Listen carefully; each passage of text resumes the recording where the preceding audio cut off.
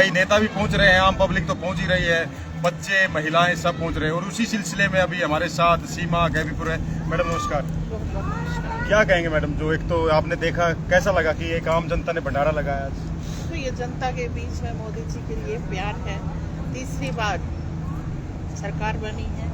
आप देख सकते हैं कि भारत में ऐसा कोई शख्स ऐसा नहीं है जो लगातार 4 बार मुख्यमंत्री रहा और तीसरी बार प्रधानमंत्री बना हो। ऐसा एक शख्सियत जनता में उसके प्रति एक अटूट प्रेम है। जनता उन्हें दिल से चाहती है। इसीलिए विपक्ष के इतना जोर इंडी बढ़ने के बावजूद भी जो ये चाह रहे थे कि मोदी जी पे किसी तरह ब्रेक नहीं लगे। आज एनडीए की सरकार कल बनी है और शपथ ली है और बहुत खुशी की बात है कि उसमें 3 मंत्री हरियाणा से भी हैं।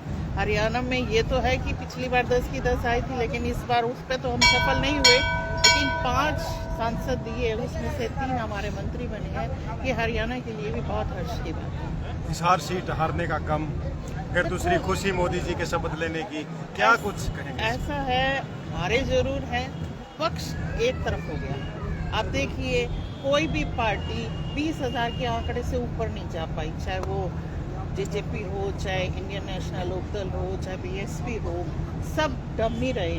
वो सारा वोट कन्वर्ट होकर कांग्रेस में चला गया। इसमें भारतीय जनता पार्टी की हार नहीं है। भारतीय जनता पार्टी के कार्यकर्ता ने दिलचोट से मेहनत की है, दिन रात एक किया है और आप देखते हैं कि संगठन कहीं भी कमजोर नहीं है। भारतीय जनता पार्टी का संगठन बूथ लेवल पर, पन्ना लेवल पर मजबूती से खड़ा है और मजबूती से चुनाव लड़ा है।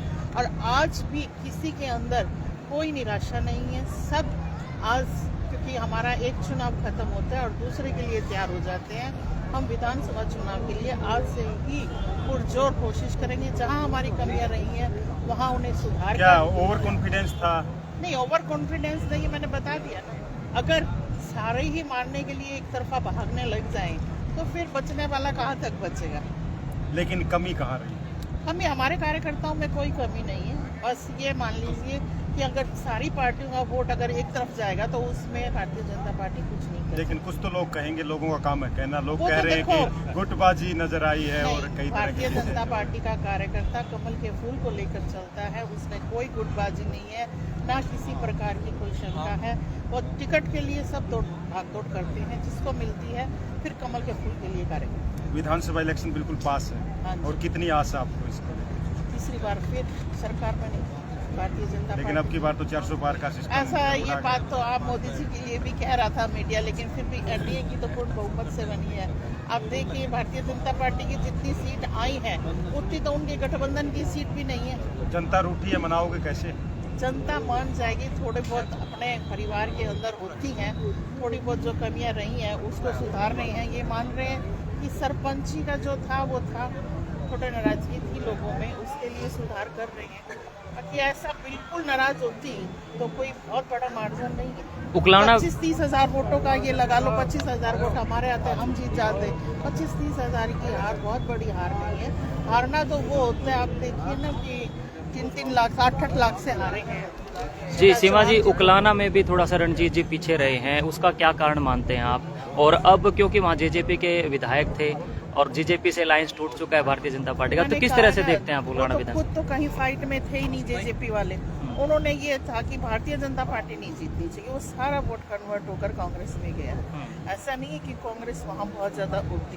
कुछ ये कह सकते हैं कि उकलाना जाट बोले क्षेत्र है, वहाँ किसान आंदोलन वाला थोड़ा सा नाराजगी लोगों में थी, सरपंचों वाली भी नाराजगी थी, लेकिन विधानसभा में ऐसा कुछ नहीं रहेगा। अभी एक रिसेंटली जो चंडीगढ़ एयरपोर्ट पे हुआ कंगना रनौत के साथ, एक कुलविंदर कौर जो CISF में जवान थी, उस मैटर को आप किस तरह से देखते हैं? कुछ लोग उस महिला कांस्टेबल का सपोर्ट कर रहे हैं और कुछ ऐसे भी आए निकल करके जो कंगना रनौत का कर रहे हैं। आप एक महिला हैं, आप किस तरह से देखते हैं इस मैटर को? मैं इसका जो भी हुआ उसकी निंदा करती हूँ, क्योंकि कोई भी सुरक्षा कर्मचारी हमारी सुरक्षा के लिए होती है। अगर उसकी कोई पर्सनल रंजिश थी तो वो बात कर सकती थी, लेकिन किसी को एयरपोर्ट पे आना और सार्वजनिक जगह पे बिना किसी बात पे थप्पड़ मारना, मैं उससे गलत मानती हूँ। ऐसा किसी के साथ जो अगर हमारी सुरक्षा कर रहे हैं वही हमारे भक्षक बन जाएंगे, फिर देश कहाँ जाएगा? उन्होंने ये कहा था कि मेरी माँ वहाँ बैठी थी जहाँ कंगना ने ये बयान दिया था 100 रुपए वाला। अकेली उनकी नहीं बैठी थी वहाँ, माँ तो पता नहीं सबकी बैठी थी। कोई यहाँ एक देश का या एक व्यक्ति का नहीं, वहाँ तो पूरे भारतवर्ष से लोग आए हुए जी। जो उन्होंने कहा उनसे हो सकता है उनकी रंजिश हो सकती है, उनसे गुस्सा हो सकता है, लेकिन गुस्सा उतारने का वो प्लेटफॉर्म ठीक नहीं है। चलिए। अगर अब मैं किसी को यहाँ बैठे किसी को बिना उस पर थप्पड़ मार दूं मेरी किससे, तो वो देखो उस चीज़ की निंदा की जाएगी, तो ये उनके लिए उचित नहीं था। वहाँ वो सुरक्षा कर रही थी, सुरक्षा का कार्य है, उसको सुरक्षा ही देनी चाहिए। अपने वो अगर खुद ही हम फैसले करने लग जाएंगे, गलत सही के निर्णय लेने लग जाएंगे, फिर सुरक्षा कर्मियों की या उसकी जरूरत जुडिशरी नहीं अपने है। हाथ में नहीं लेनी चाहिए। मनोहर लाल को मंत्रिमंडल में स्थान मिले, हाँ जी। तो मतलब भविष्य के लिए क्या कुछ मतलब सपने दिखाई देख रहे हैं? अभी हमें ये नहीं पता कि उन्हें क्या मंत्रालय मिला है। मनोहर लाल जी ने पहले भी हरियाणा हित में फैसले लिए हैं। कृषि मंत्रालय की सुनने में आ रहा है। देखिए वो तो अभी जब पोर्टफोलियो डिस्कस हो जाएंगे, जब बंटवारा हो जाएगा, उसके बाद पता चलेगा कि उनको क्या मिलता है। जो भी मिलता है हरियाणा से उनके जुड़े हुए हैं, हरियाणा के पूर्व मुख्यमंत्री रहे हैं, विशेष लगाव रहेगा। तो देखो जो जहाँ से मंत्री होता है वहाँ पर थोड़ा ज्यादा पैकेज तो आप उकलाना की राजनीति ज्यादा करते हैं, उकलाना से आपने चुनाव भी लड़ा है और उकलाना में इस बार देखने को मिला है वहाँ बड़े बड़े जो नेता अपने आप को बता रहे थे उकलाना से बीजेपी के, उन्हीं के बुत पे बीजेपी चुनाव आ रही है। देखिए कई बार अलग अलग सर्कमस्टांसेस रहते हैं, ऐसा नहीं है मेरे बूथ से बीजेपी जीती है, मेरे गांव से भी बीजेपी जीती है, तो और श्रीनिवास जी के बूथ से भी बीजेपी जीती है और उकलाना मंडी से भी बीजेपी जीती है। ऐसा नहीं आप कह सकते कि सभी के, कुछ जगहों पर ऐसी सुनने की आई है, पर अलग अलग गाँवों के समीकरण रहते हैं, उसमें हम ये नहीं कह सकते कि वहाँ पर। हाँ, भारतीय जनता पार्टी का वोट उन गाँव में भी बढ़ा है। सीमा जी एक बात और बताओगे, अभी लोकसभा चुनाव खत्म हुआ है और अभी विधानसभा चुनाव आने वाला है, और जैसे लोकसभा चुनाव में देखा है पब्लिक ने दो ही पार्टियों को वोट किया है, सरकार और विपक्ष को। क्या विधानसभा चुनाव में यही रहने वाला है, छोटी पार्टियों को लोग इग्नोर करने वाले हैं? ये तो देखो पब्लिक ही जानती है कि वो क्या करेगी, लेकिन मैं ये नहीं मानती। पिछली बार आप सबने देखा था कि लोकसभा में हमारी 10 की 10 सीटें आई थी और हम 79 सीट पर विजयी रहे थे, लेकिन विधानसभा में 40 सीट पर आ गए थे। तो पब्लिक लोकल मुद्दा और लोकल कैंडिडेट को लेकर चलती है, वो लोकल चुनाव होता है। अगर हर पार्टी को कैंडिडेट अपने पब्लिक के हिसाब से देना पड़ेगा, उसके बाद मुझे नहीं लगता।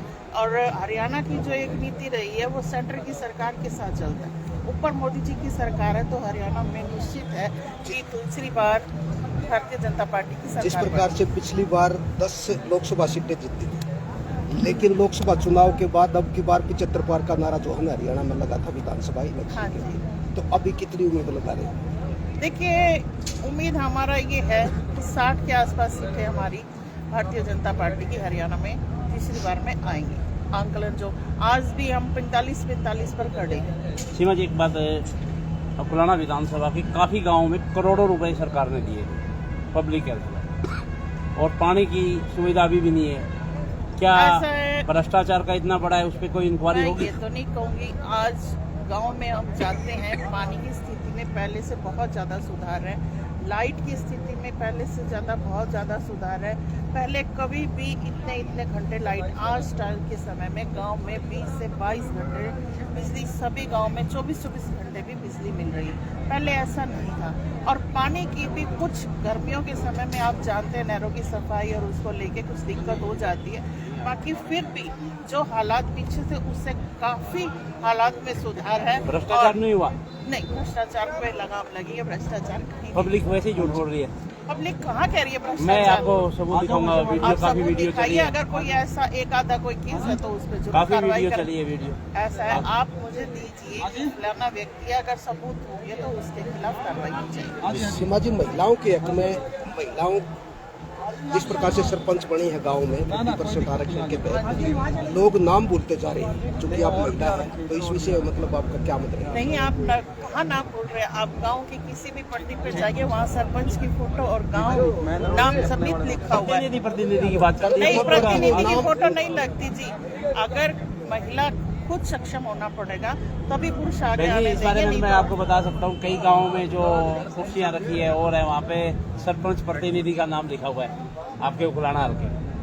कोई नहीं, उन पे संज्ञान खास में कर जरूर अगर- लाएंगे, लेकिन ये है कि मेन जो पट्टी है उसमें महिला का ही नाम जो होता आज है। भंडारा फिर लगा हमारे है। अंदर ये भी होता है कि हम खुद भी निकल कर आके उस काम में सक्रियता दिखाएं, तभी देखो नाम होगा।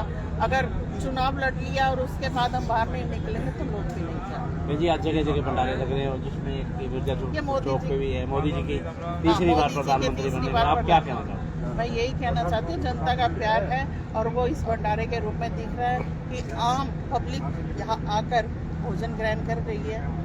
तो और क्या मान लोग के चले मैडम की जो लोकसभा में हार है उसको दरकिनार करते हुए नई तैयारी शुरू? नई तैयारी उसी दिन जिस दिन रिजल्ट आया था उससे अगले दिन से ही हमारा कार्यकर्ता अगले चुनाव के लिए तैयार रहता है और विधानसभा में पूरा जहाँ कमियां रही हैं उन कमियों को भी देखते हुए उनमें सुधार करते हुए इस बार भारतीय जनता पार्टी की सरकार धन्यवाद। Thank you. हमारे साथ सीमा गैबीपुर जी जिन्होंने बताया कि विधानसभा इलेक्शन की तैयारियां हो गई है शुरू। तो ये हैं सीमा गैबीपुर जी, और यहाँ पर जो है आज मोदी जी के तीसरी बार प्रधानमंत्री पद की शपथ लेने के बाद आज ये भंडारे का आयोजन करवाया गया है मिर्ज़ापुर रोड पर एमजी रिजॉर्ट के सामने। और यहाँ पर पहुँचे हैं सीमा गैबीपुर, इससे पहले आशा खेदड़ जी यहाँ पहुँची थी। तो आप देख सकते हैं बहुत ही नेक कार्य यहाँ पर किया जा रहा है। ये देखिए भंडारे का आयोजन यहाँ पर हो रहा है और यानी कि प्रसाद वितरण, और ऐसा कहते हैं कि दाने दाने पे लिखा होता है खाने वाले का नाम। तो यहाँ पर बच्चे बुजुर्ग सब यहाँ पर पहुँचकर जो है भंडारा ले रहे हैं।